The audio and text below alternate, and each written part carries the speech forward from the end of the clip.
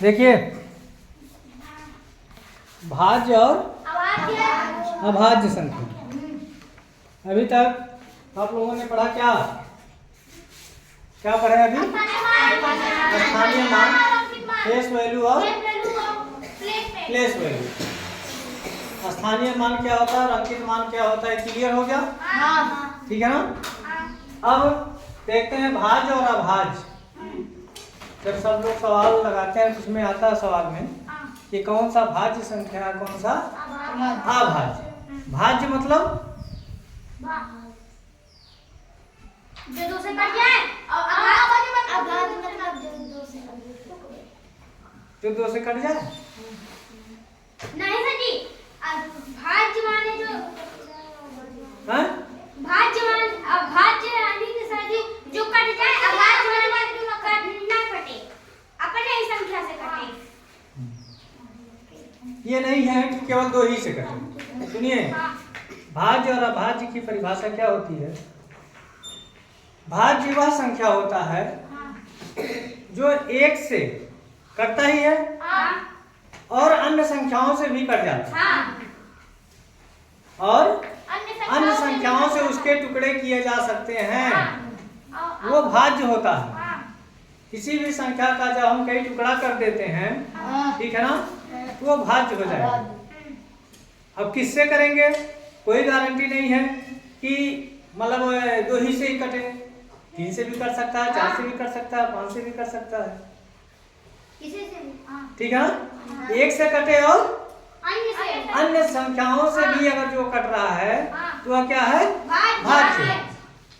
और अभाज्य जो अपने वह संख्या जो अपने संख्या से कटे और किसी संख्या से ना कटे। नहीं, अर्पित वो बता रहे हैं। अर्पिता बताओ।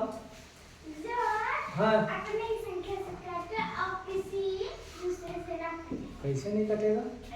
कोई संख्या बताओ हमको, एक दूसरे से नहीं कटेगा। जो बताए नहीं, अर्पिता कोई संख्या बता दो अभाज्य जो अपने से ही कटे, दूसरे से ना कटे। हमको जैसे कि 5 है, हाँ तो 4 से कट जाए। कह रही है 5 है तो 4 से कट जाए। मतलब जैसे 5 तो है, ठीक है, मान ले रहे हैं कि अभाज्य संख्या है, लेकिन कह रही हो कि जो अपने से ही कटे तो 5 और दूसरी संख्या से नहीं कटेगा। नहीं, 5 दूसरे संख्या से नहीं कटेगा, कौन बताएगा? सर जी कटी सर जी किससे? 2 से। ले, दशमलव नहीं लाना है, पूर्ण रूप से कट जाए, दशमलव में नहीं लाना है। दशमलव में तो कई कुछ संख्या कट जाएगी, दशमलव में नहीं। 5 में 10 से कटेगा।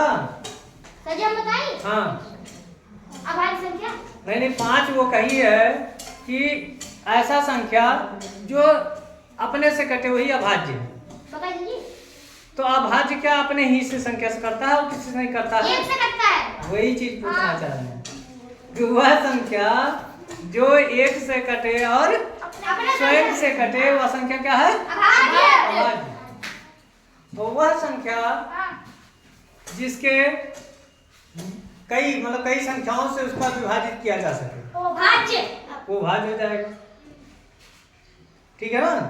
कोई जरूरी नहीं है कि 2 से ही, जब सम विषम आएगा तब वहां 2 से देखेंगे कि 2 से वो भाज्य हो जा रहा है कि नहीं हो जा रहा है, तब वो सम विषम में आएगा। लेकिन अभाज्य में 3 से भी अगर जो उसका टुकड़ा हो जा रहा है तो वो अभाज्य भाज्य, ठीक है ना। जैसे अच्छा हाँ, एक क्या है? एक हाँ, एक भाज्य है कि अभाज्य?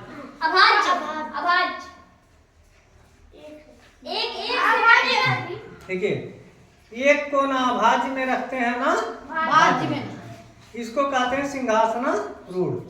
सिंहासनारूढ़ संख्या। कोई पूछता है अगर जो सिंहासनारूढ़ क्या है, कौन सी संख्या है, तो उसको एक बताएंगे। ऐसे कोई पूछ लेता है कि सिंहासनारूढ़ आता है कभी कभी, वो कौन सी संख्या है? क्या है? एक है।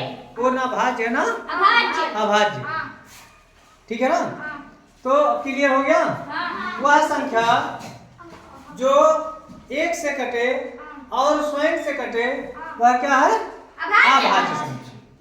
वह संख्या जो एक से कटे, स्वयं से भी कटे और अन्य संख्याओं से भी कटे वह संख्या भाज्य संख्या है।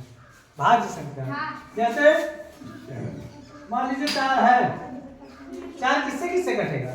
1 1 से कट जाएगा, 2 2 से कट जाएगा, 4 से कट जाएगा। तो ये क्या है? भाज्य क्या? भाज्य क्या? भाज्य। ठीक। मान लीजिए 7 है, 7 किससे कटेगा? 1 और 7 ये क्या है? अभाज्य। ये है अभाज्य। क्लियर हो गया?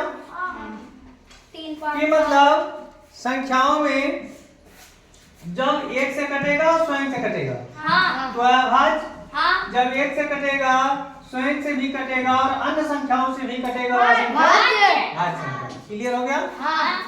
तो आज जो है सभी लोग 1 से लेकर के 100 तक, 1 से लेकर के ऐसे 1 से 100 तक की जो गिनती होती है ना,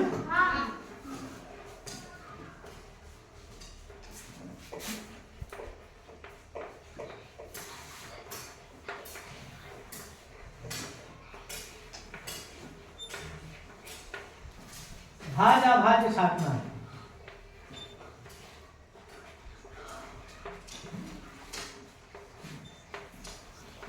पचास भाज्य 50 भाज्य है।